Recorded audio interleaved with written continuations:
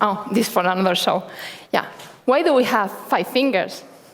Well, to understand that, we have to come back when we were something very, very tiny inside the belly of our mother, when we were just a draft, and we were creating our organs and other structures of the body. For example, in our today's enigma, how our fingers are formed, we initially had a paddle-like limb primordium where different regions are going to be specified. The anterior, posterior, distal, and proximal. But how? Well, there are genes that are expressed differentially in these regions. There are gradients of factors. For example, a gene can be highly expressed in the posterior region, and its expression levels fade toward the anterior part. And the same happens in the other way around and in the other axis. So, sorry. In the lab, we study how the combination of this expression pattern and levels induce the expression of other genes to specify the position of the fingers, but also the identity of the fingers.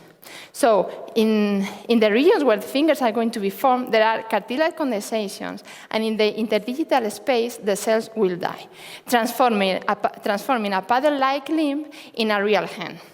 And this does not only apply only to the hand, also to the whole arm, because we have different parts, the autopod, the pseudopod, and the stylopod, or in simple terms, the hand, the forearm, and the upper arm, that are determined by the expression of different genes. But these genes don't only determine the identity, also the length. So little differences in the expression of these genes leads in changes in their length. That's why all of us have hands and arms that look like the same, but they are not. There are variability. What happens if these genes, if the difference in the expression levels are higher or a gene is not expressed? Well, in this case, we will have a syndrome. That's why there are people that have more than 5 fingers.